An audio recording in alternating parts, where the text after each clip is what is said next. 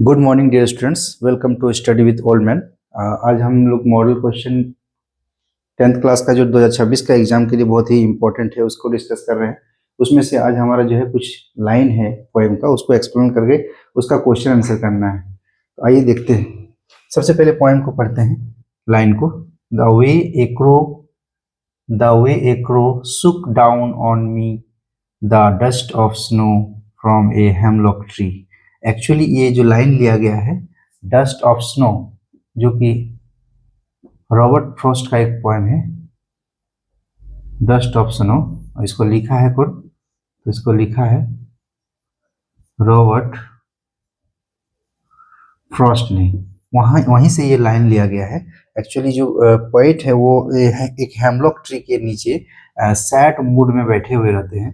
उनका जो मूड रहता है वो बहुत ही सैड रहते हैं वो, और वहाँ बैठे रहते हैं। लेकिन अचानक से उस पेड़ पर, हेमलॉक ट्री के पेड़ के जो ब्रांच है उसमें जो है एक क्रो आता है, और कुछ डस्ट का जो पार्टिकल्स है वो उसके बैठने से नीचे गिरता है जब पोएट के जो है सर पर। उससे जो है कवि का जो मूड चेंज हो जाता है। दिन भर जो खराब सैड मूड में रहने वाला था वो अचानक से मूड उनका चेंज हो जाता है। उसी को लेकर ये पोएम है। तो सबसे पहले क्वेश्चन हमारा है the name the poem of the above lines. इस लाइन का पोएम का नाम पूछ रहा है कि इसका क्या नाम है। हम लोग जैसे अभी देखें कि इस पोएम का नाम है dust of snow. Dust of snow से लिया गया है, बहुत ही इंपॉर्टेंट है ये। Name the poet of the above lines. अब इसको लिखा कौन है, इसका पोइट कौन है? आपको मैंने बताया कि रॉबर्ट फ्रॉस्ट है इसका पोइट, रॉबर्ट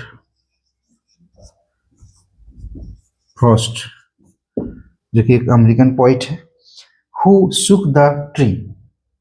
पेड़ को जो है किसने हिलाया, डाली को कौन हिलाया? तो अभी आपको मैंने बताया कि एक क्रो जो है बैठा था आके डाली पर, तो द क्रो। The next है question, what does the crow look down on the poet। जो क्रो है उसने क्या हिला के जो है गिराया कवि के ऊपर, पोएट के ऊपर, है ना। द डस्ट ऑफ स्नो गिराया है ना, the particles of the snow. तो द डस्ट ऑफ स्नो हम लिखेंगे इसको, डस्ट ऑफ स्नो। नेक्स्ट हमारा जो क्वेश्चन है, which tree is mention in the poem. इस पोएम में कौन सा ट्री का जिक्र हुआ है, मेंशन हुआ है, उल्लेख हुआ है? तो इसका जो आंसर हो जाएगा the hemlock tree. Hemlock tree का जिक्र हुआ है। तो डियर स्टूडेंट्स, आपने देखा कि ये पोएम जो है मैट्रिक के एग्जामिनेशन के पॉइंट ऑफ व्यू से 2026 का जो एग्जाम है मैट्रिक का, जो झारखंड का, उसके भी पॉइंट ऑफ व्यू से बहुत ही इंपॉर्टेंट है।